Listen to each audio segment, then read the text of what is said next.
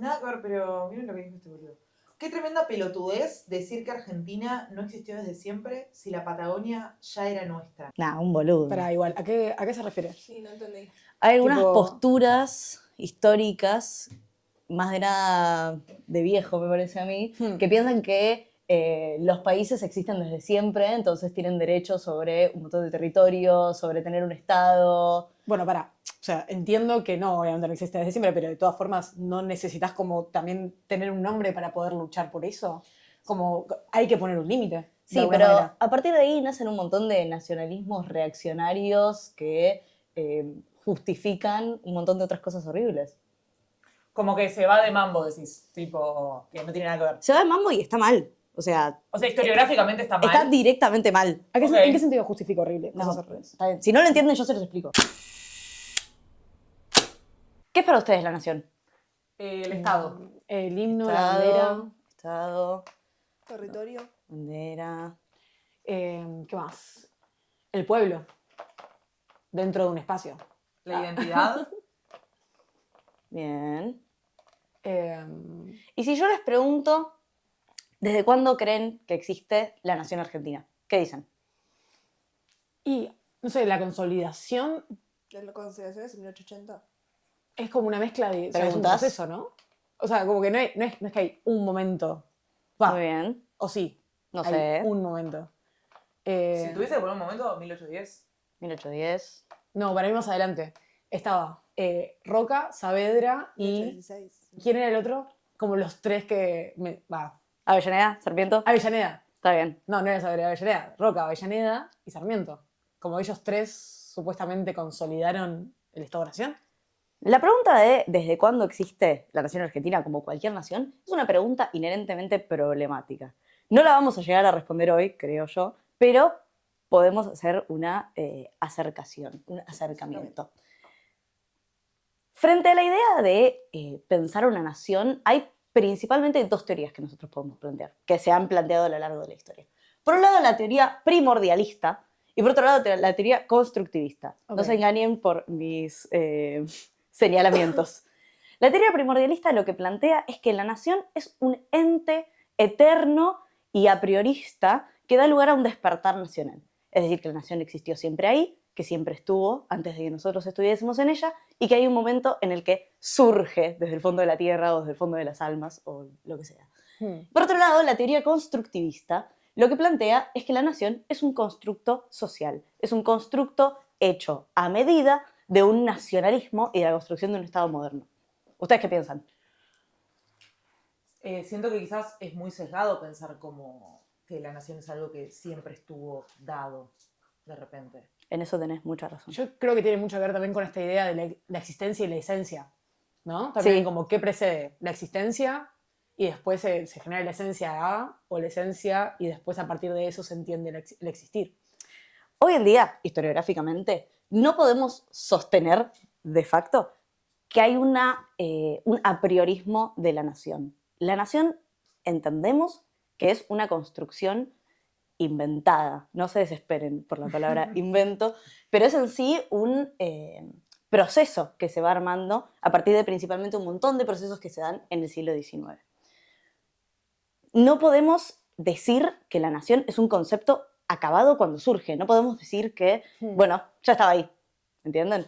Piensen, por ejemplo, en los procesos que se dan después de, por ejemplo, el feudalismo. Había un montón de reinos distintos, pero no por eso se consolida una nación única. Hobsbawm, un historiador inglés muy reconocido, plantea que la nación es una novedad del siglo XIX. ¿Por qué?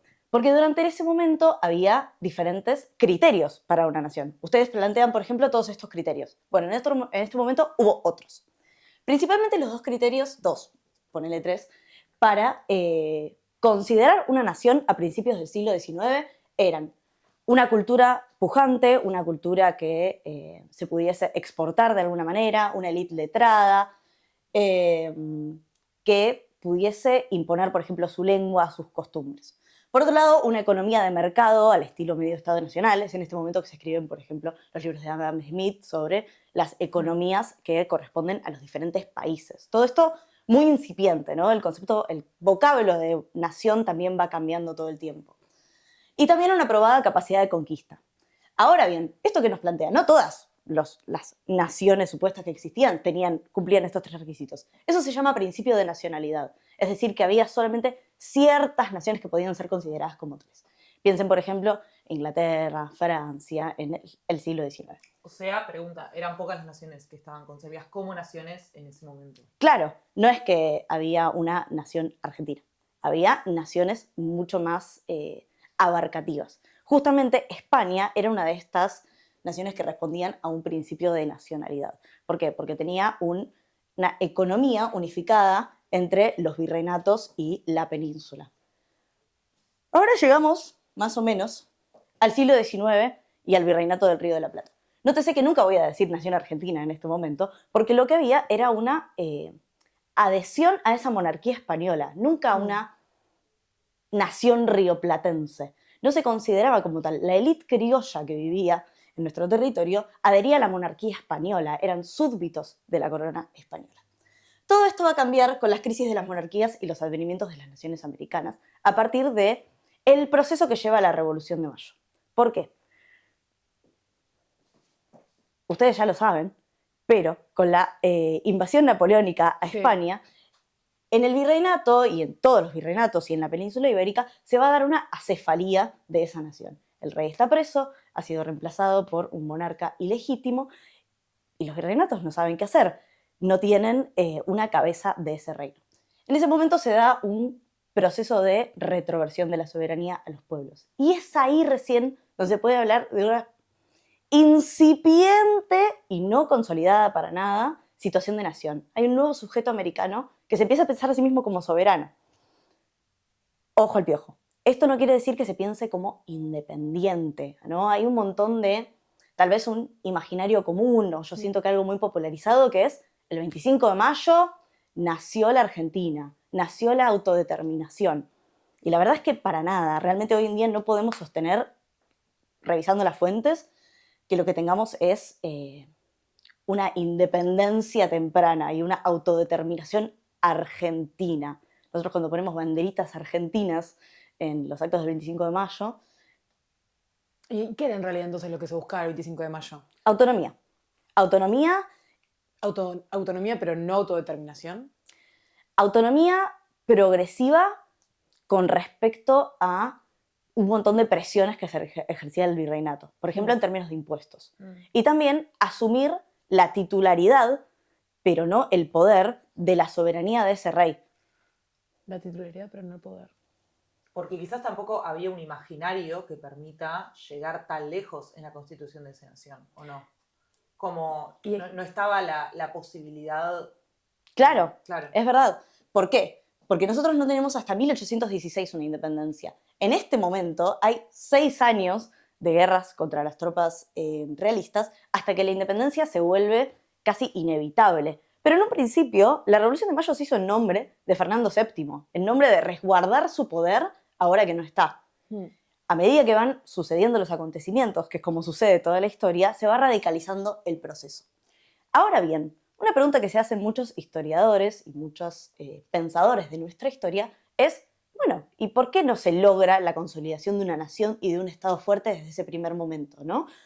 Primero porque no era el objetivo y segundo porque se van dando un montón de procesos que empiezan a trabar ese logro que vendría siendo la consolidación de un Estado nacional unificado. Vamos a resumir muy, muy rápidamente acontecimientos muy importantes que no deberían ser resumidos de esta manera, que suceden en el siglo XIX argentino. En 1816, cuando se habla de independencia, que tenés marcado ahí independencia, ¿automáticamente también se habla de la idea de nación, entonces? ¿O no tampoco? La verdad es que automáticamente no pasa nada. O sea, es independencia, pero no sabían... O sea, ¿qué empieza a hacer una vez que se...?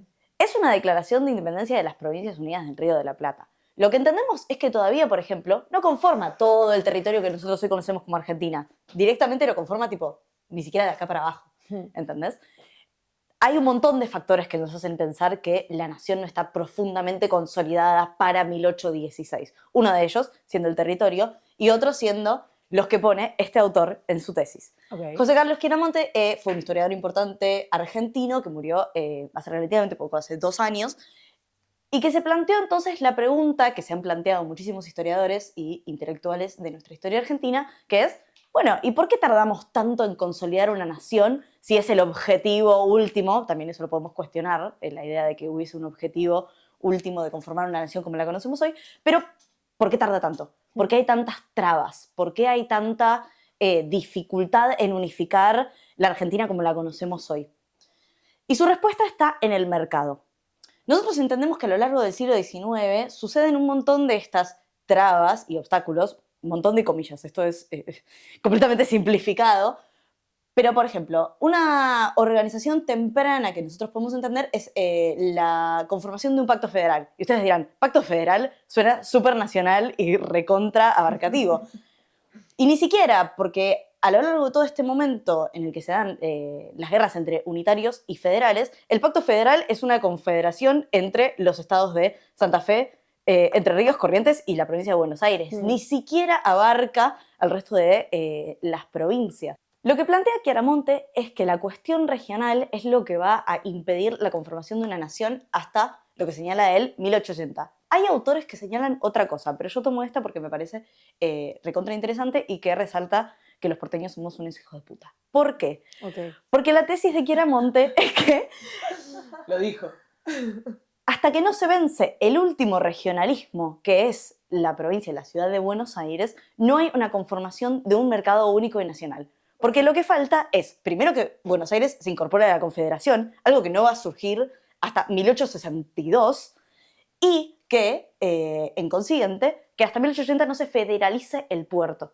Lo que marca este autor es que hasta que no haya una unificación económica, no podemos hablar de una nación propiamente constituida. Porque piensen que hacia más o menos esta época, los 30, los 50, lo que tenemos nosotros son estados provinciales que cobran sus aduanas individuales, Sí. que Buenos Aires acapara constantemente los recursos más valiosos que son el puerto. Hay un momento, estos 10 años, en los cuales la Confederación existe sin Buenos Aires y se quedan sin plata, porque no entran las divisas. Es un problema eterno que tiene la Argentina, la de la entrada de divisas, Sí. que todavía no hemos podido resolver de manera satisfactoria. Bien, entramos entonces en este momento, el momento del final del siglo XIX, en el cual se va a dar un proceso que es el más fuerte de los nacionalismos, que es lo que se llama la invención de la ciudadanía. Invención, palabra con mayúscula, y ciudadanía, palabra con mayúscula. ¿Por qué? Porque estamos en un contexto en el cual, por un lado, empiezan a, tanto en Europa como en nuestro país, hay un montón de migraciones. Migraciones tanto internas, por ejemplo, de distintas provincias a los centros industriales y urbanos, tanto principalmente de Ciudad de Buenos Aires, pero otras provincias, como externas, cantidades escandalosas de extranjeros que entran a nuestro país. La invención de la ciudadanía se da entonces por tener que crear un ciudadano argentino en una mezcolanza de extranjeros, de personas del interior que no tenían ningún tipo de comunicación fluida entre sí. Hay una frase muy linda que me gusta para ilustrar este proceso, que en realidad es de la unificación italiana, otra nación que no se unifica hasta que hay una guerra, que era reinos separados, que es, hecha la Italia, hay que hacer a los italianos, ¿no? Okay. Es explícita. En este caso, hecha la Argentina, hay que hacer a los argentinos. Y en este momento el Estado es el que se va a poner la tarea al hombro, principalmente a través de nuestro aparato de educación moderno. La escuela laica, libre de Sarmiento, va a servir como un aparato de invención de la ciudadanía. Principalmente con un montón de otros recursos y herramientas, pero principalmente a través de la lengua. Piensen que las comunidades de extranjeros podrían haber seguido hablando sus lenguas de nicho. Por ejemplo, las comunidades italianas que se asentaron principalmente en Santa Fe podrían tener sus escuelas de italianos y hoy en día no nos entenderíamos entre nosotros. Pero la lengua, la enseñanza de ese castellano, es uno de los factores principales para nacionalizar. Hay otros, ahora los vamos a desarrollar. Y que encima no, cuando se crea esto en la escuela moderna, hay una disputa, no se piensa en lo primero que se tiene que hacer la escuela es eso, sino que por otro lado se pensaba, bueno, por el otro lado no era la educación así, sino la instrucción solamente. Entonces la instrucción como algo que no es aprender todas estas cosas que corresponden a crear una identidad, sino que es simplemente que una persona sirve para el mercado. Entonces ahí está como, bueno, ¿para qué sirve la escuela primaria? ¿Es para el mercado o para la creación de la ciudadanía? Que es como una de las cosas que quedan hasta hoy en día. En este momento también atravesamos lo que Hobson llama transformación del nacionalismo. La segunda mitad del siglo XIX se caracteriza principalmente por el auge de los nacionalismos, que, si estiramos la situación, podemos rastrear también hasta los nacionalismos más extremos, como son el fascismo italiano y el nazismo, ¿no? Empiezan a surgir en estos momentos los nacionalismos que son excluyentes, ¿no? Que son conservadores, producto también de esas migraciones, de ese movimiento de personas que empieza a, bueno, marcar una línea entre el extranjero y el propio. Ya para este momento, o sea, cuando hablamos de un nacionalismo excluyente, ¿existía alrededor del mundo un nacionalismo que no sea excluyente, como que estaba dada esa distinción, o no tiene sentido hacerlo? Tal vez no hablaría de un nacionalismo necesariamente incluyente, claro, porque justamente la nación es de base una división en concepción, pero no tan marcado por la idea de la etnia y de la raza, ¿no? Lo que marca esta parte del siglo XIX es, por ejemplo, el darwinismo social, ¿no? Una interpretación errónea de la teoría de Darwin aplicada a la raza humana, que es: hay razas superiores y hay razas inferiores. Y eso empieza a calar un montón en este momento y empieza a formar la cultura. Esta parte del siglo XIX nos sirve para ver entonces que las naciones son productos de los nacionalismos. Las naciones como un pujante motor cultural y político, como una propaganda, como una bandera, son producto de el movimiento nacionalista. Primero tiene que haber alguien que diga: la nación es importante, para que alrededor de todo eso se edifique lo que conforma, entre un montón de comillas, la nación. Es en este momento también que en nuestro país empiezan a surgir nuestras primeras historias nacionales. Y esto es medio nicho campo historiográfico, pero el cimiento de nuestra historia oficial va a ser la obra de Bartolomé Mitre, que es parte de un movimiento que impulsa el Estado para que la intelectualidad empiece a descubrir nuestras historias nacionales y las escriba. Claro. Voy a resaltar todo esto todo el tiempo porque es construirla, escribirla, inventarla en cierto punto, determinar cuáles van a ser nuestras partes importantes de la historia. ¿Acá es lo del gaucho, por ejemplo? El Martín Fierro se escribe, lo escribe José Hernández en este momento, y también es uno de los dispositivos nacionalizadores que se va a dar claramente en la escuela y que se sigue dando hasta hoy. No, decía que tiene un objetivo claramente político. Sí. Independientemente de la situación de... Al mismo tiempo que todo esto está sucediendo, el Estado Nacional se está solidificando, se está conformando, por ejemplo, un ejército nacional, una escuela, un territorio, todo esto, la adquisición de la Patagonia y de los territorios del norte, mediante genocidio, mediante la matanza de miles de indígenas, pero con formación del territorio que conocemos hoy, en fin, historias nacionales. Mitre escribe lo que se llama un panteón de hombres célebres. Empieza a señalar las biografías de los que van a ser nuestros próceres, nuestros padres de la patria. Y señala a Belgrano en un principio, le escribe una historia de Belgrano y luego escribe una historia de San Martín. Si van al Museo Mitre, están todos los documentos de Belgrano y de San Martín ahí, porque los tenía él para estudiarlos. Son momentos en los que la historia no está institucionalizada como ciencia y se conforma como, bueno, che, ¿me prestás las cartas de San Martín? Voy a escribir una biografía sobre él.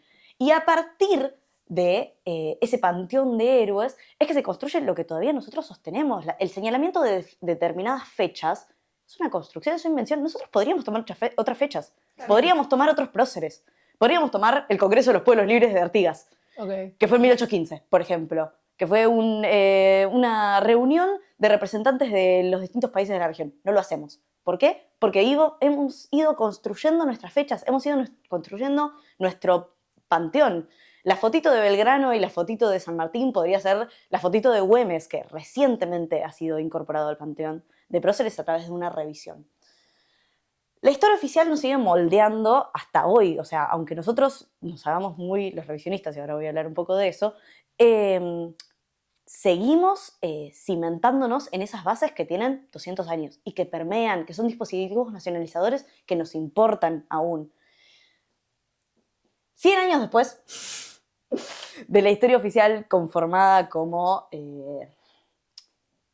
oficial, como relevante, como principal, como casi incuestionable, lo que nosotros tenemos es el surgimiento de un revisionismo histórico. 100 años después, nosotros lo que tenemos, aparte de revisionismo, hay otras corrientes que revisan la historia, pero bueno, esta es la principal, y se los aclaro porque también se tira mucho revisionismo, esto es revisionista. Sí, eso yo te iba a preguntar, porque de la nada es como que se usa mucho la idea del revisionismo histórico. Y Sí. vos me decís, no, esto no es revisionismo histórico. Siempre te lo digo, ¿no? Sí, ¿por qué? O sea, cuando se habla de revisionismo, en El realidad. revisionismo histórico surge en este momento, 1930, no es una situación reciente que pasó ayer y que es moderna y desconstructora. Es viejo el revisionismo. Claro, pero el revisionismo es... Está directamente atacando esta historia oficial. Es una revisión del pasado Ok. en clave... si Rosas exilió a Mitre y Mitre odia a Rosas, entonces escribe en esa clave liberal y antirrosista, nosotros vamos a reivindicar esa parte de la historia, esa parte federal, esa parte caudillista, Facundo Quiroga, Juan Manuel de Rosas. El revisionismo no es inherentemente progresista, es revisar ese pasado y traer otros próceres, traer otros procesos, traer una mirada distinta. Pero es viejo el revisionismo, no es un auge reciente, sino que empieza en este momento, continúa durante el peronismo, pero lo que nosotros estudiábamos también es que no hay una reivindicación exclusiva y directa, por ejemplo, del peronismo, del revisionismo histórico. No están eminentemente asociados todo el tiempo. Si bien sí entendemos que, por ejemplo, el Instituto Juan Manuel de Rosas tenía una asociación bastante peronista y que a partir del bombardeo del 55 muchos revisionistas se exilian, por ejemplo, no hay una reivindicación directa de Rosas durante el peronismo, ¿no? Entonces, sí, revisionismo es algo que sé, pero hoy estamos en un momento casi post-revisionista, no hay historiadores revisionistas directos, porque la verdad es que es algo ya superado en algún punto. Superado en la lógica De que pasó mucho tiempo. ¿Es una discusión saldada? ¿O no es una No. discusión saldada, pero no vamos a continuar discutiendo sobre esto? Yo creo esto, vos crees lo otro y para mí... Discusiones nación saldadas, no no hay existen. ninguna. No existen, Todavía no, vas la a ver verdad sí es gente verdad. discutiendo. Anda a una mesa familiar y fíjate No, si total, no discuten total. sobre Rosas. Sí, además pasó muy poco tiempo. Claro. Yo lo que les traigo esto es para ver que la historia, la nación, lo que nosotros damos a veces como hecho, es una construcción social, es un invento. Invento suena muy feo, pero es algo que elegimos creer, que al mismo tiempo que no se desesperen por la conclusión pesimista, lo que yo también pienso es que al mismo tiempo de que la nación es una construcción, también es algo que nosotros sentimos. Yo si les pregunto a ustedes si ustedes se reivindican como nacionalistas, no tienen una respuesta lógica y racional para darme. Tienen sentimientos, se sienten parte de una nación, se sienten hermanados, se sienten como parte de un conjunto, se sienten argentinas. Mira esa carita que me pones. Y lo que yo creo que es que, aunque lógicamente analizando todo este proceso, la nación es una construcción, la nación también es lo que hacemos al sentirnos comunidad con otros.